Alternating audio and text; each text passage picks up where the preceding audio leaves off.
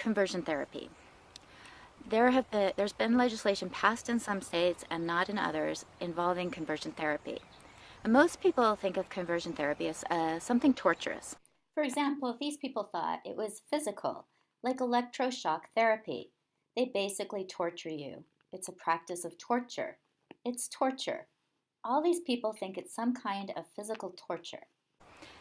Something like electroshock therapy, where homosexuals are electrocuted to try and turn them into straight people. That kind of therapy is illegal. It's not practiced. It cannot be practiced by licensed therapy. The American Psychiatric Association has prohibited it. So that kind of horrible conversion therapy doesn't actually take place. The problem is that a lot of transgender and LGBT activists are using the term conversion therapy to mean that a therapist has to affirm the sexual identity and gender identity of their clients. In November of 2018, I received this letter from Equality Utah. I had previously donated to Equality Utah, so I was on their mailing list. The letter alarmed me as I started reading through it and realized that Equality Utah was trying to require therapists to affirm the gender of children who had gender dysphoria. So why did I have such a strong visceral reaction to Equality Utah's letter?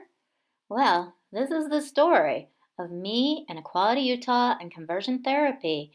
Shortly after I got that email, Equality Utah started a media campaign in which they purported that they had new research that showed that if a therapist failed to affirm the gender identity of a child, that child was more likely to be suicidal. This claim was based on some research done by Caitlin Ryan. Equality Utah made wild claims such as LGBTQ youth who undergo conversion therapy are 3 times more likely to attempt suicide. They made unfounded claims that ending the harmful practice of conversion therapy will save lives. Equality Utah's claim that children will kill themselves if therapists are not legally compelled to affirm the gender identity of a gender dysphoric child are based on the research of Caitlin Ryan, who studied the impact of a family's response to the news that their child is gay.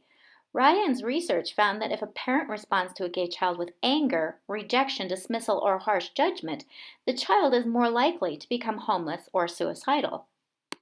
Ryan's research was based on self-reports of 245 gay adults from bars, clubs, and community agencies in the San Francisco area. Ryan concluded that the rates of attempted suicide among those whose parents pushed to change sexual orientation were higher than among those whose parents had not pushed them to change sexual orientation.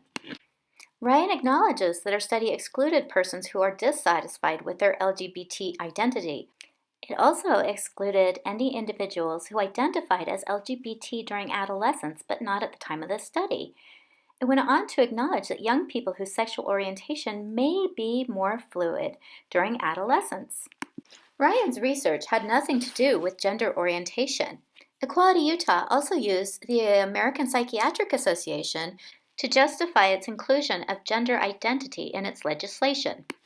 American Psychiatric Association put out a statement saying, "The American Psychiatric Association does not believe the same-sex orientation should or needs to be changed, and efforts to do so represent a significant risk of harm by subjecting individuals to forms of treatment which have not been scientifically validated and by undermining self-esteem when sexual orientation fails to change."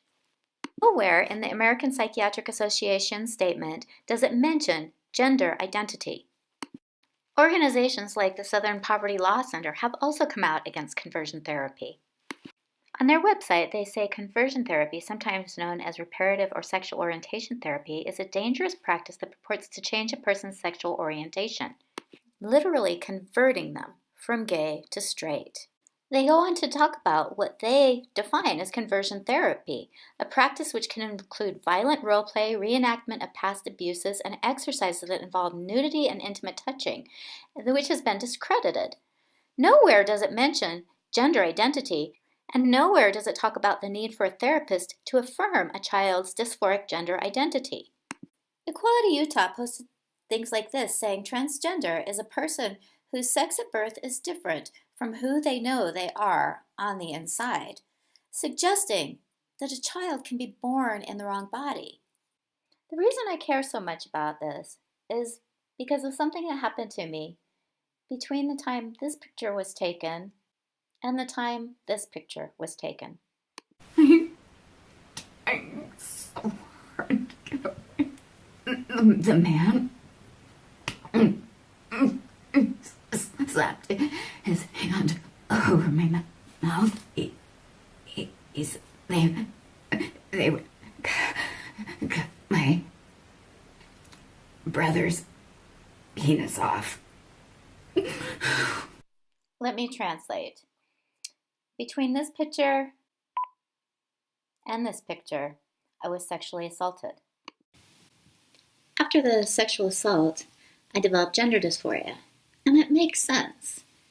I didn't want to be violated again. In my child's mind, I thought if I was a boy, I would be safe. I wouldn't be vulnerable. I wouldn't be hurt again.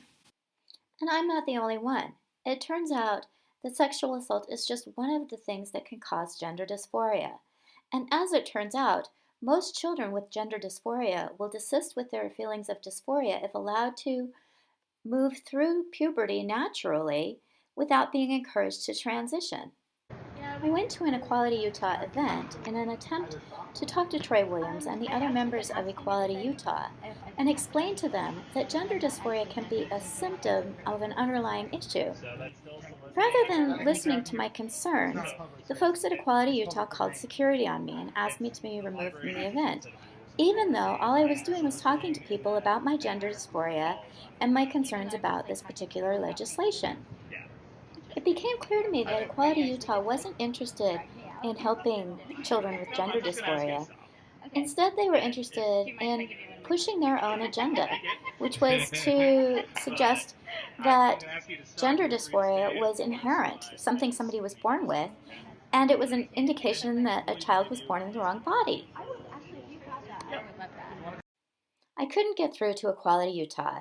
Even though Troy Williams at some point said that he would meet with me, he never did. He never was willing to adjust the wording of the legislation to address my concerns. I learned that Equality Utah was about to do a press conference, so I posted on Facebook about my concerns about Equality Utah's legislation that would prevent therapists from providing appropriate mental health services to children with gender dysphoria. I had tried to reach out to Troy Williams to ask him to remove the gender identity language from this legislation, but he refused to meet with me. I was incredibly concerned when I saw the press conference and saw how disingenuously Troy Williams and the people of Equality Utah were presenting this legislation. All right, everybody, thank you so much for coming here. I'm Troy Williams. I'm the Executive Director of Equality Utah. We have all been concerned about the increasing rates of youth suicide, and we know that LGBTQ youth in particular are at risk. And so we are so grateful to the Utah legislature who have been working to advance suicide prevention measures. We are raising the consciousness of this state on what we can do to help prevent suicide. And we know that there is more than one factor that contributes to suicide, so there must be more than one solution. In the LGBT community, time and time again, as we're speaking to our members, we hear about people's experience with conversion therapy. We've talked to people in their late 60s and as young as 18 years old who went to therapists to try to alter, fix, reduce, or cure their same-sex attraction. They all talked about the experience of increased depression. They all talked about their attempts at suicide. At no point during the press conference did he mention gender identity or the fact that gender dysphoria can be the side effect or a symptom of an underlying issue. They talked about wanting to stop child suicide, but they never talked about the fact that preventing children from getting adequate and appropriate mental health services could actually increase risks for children. I had people tell me to mind my own business, and the fact is, this legislation is my business. It's my business because Equality Utah is misrepresenting what gender dysphoria is. And if children with gender dysphoria have their dysphoria affirmed, it can have dire consequences. Once a child transitions, they are more likely to get on puberty blockers.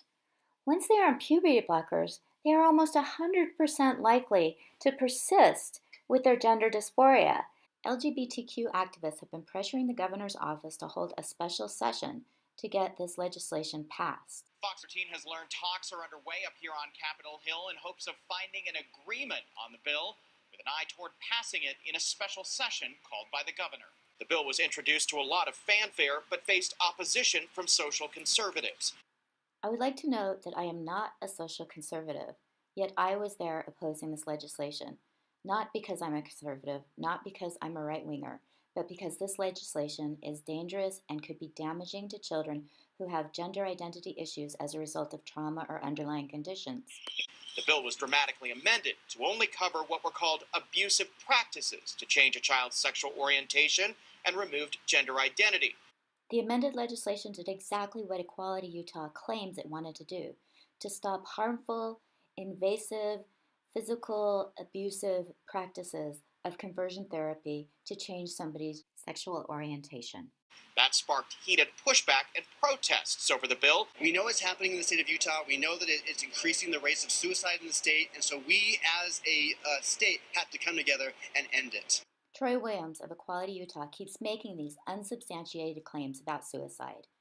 He's using emotional blackmail to get his agenda passed without considering the negative impacts this will have on children who have gender dysphoria as a result of an underlying issue. Again, the discussions are very early right now, but the hope is for a special session sometime in the next few months. Requiring therapists to affirm a child's gender dysphoria, teaching children that they can be born in the wrong body, and that gender is based on clothes, toys, and activities, is a great way to actually create gender dysphoric children. Children with gender dysphoria do not benefit from having their gender dysphoria affirmed. They need appropriate mental health services so that they can identify the underlying causes of their gender dysphoria and help to resolve those. We also need to remember that the vast majority of children with gender dysphoria will have their dysphoria resolved if they are allowed to progress naturally through puberty. Unfortunately, when we have therapists who are required to affirm a gender dysphoric child, that child is far more likely to transition, both socially and medically. The National Institute of Health is funding a study which is looking at the impact of giving cross-gender hormones to gender dysphoric children who are as young as 8 years old. 8 years old. These children will bypass their normal puberty and be pushed into having the puberty of the opposite gender. It's not even the puberty. I don't even know what you call it. Their body is going to be pushed into presenting characteristics of the opposite gender. We have no idea what the actual physical impact or long-term complications of doing something like this might be. If we pass legislation that requires therapists to affirm the fact that a child can be born in the wrong body, more and more children will be medically transitioned at younger and younger ages. We have a number of people who have transitioned who have recently desisted and start talking about their experience. And there are people like me who experienced gender dysphoria as a child and did everything I could to present as the opposite gender, and my gender dysphoria resolved. Most 8-year-olds still want to believe in Santa Claus. They still have magical thinking. They still don't understand that the gender stereotypes that we have, or the gender roles that we have, or the way we are conforming or non-conforming to traditional gender roles does not dictate our gender. As someone who experienced gender dysphoria, I get it. I also get the fact that when I was a little kid, about 8 years old, that my gender dysphoria was not caused by me being born in the wrong body.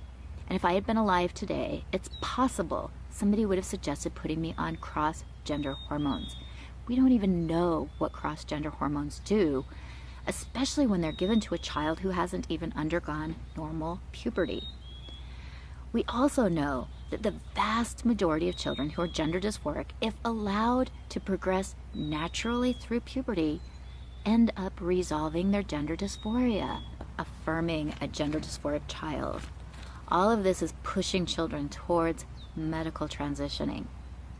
It's suggesting that the appropriate response to a gender dysphoric child is to transition them, first socially and then medically. It's based upon fear-mongering by the trans community. They tell parents that if a child is not allowed to transition, that child will kill themselves. That's emotional blackmail, and it's also incorrect. Children who are not allowed to transition most of the time will move through puberty and their gender dysphoria will be resolved. I would suggest that those children who have gender dysphoria, if they are provided with appropriate counseling services that teach them how to be more comfortable in their body, how to resolve the conflict that they have, that rate of resolution of gender dysphoria would go up to darn near 100%. Instead, we're encouraging children to have dysfunctional feelings, to feel anxious and uncomfortable in their bodies, and to believe that they've born in the wrong body. Trans activists who are telling parents that if they don't affirm their gender dysphoric child, that child will kill themselves.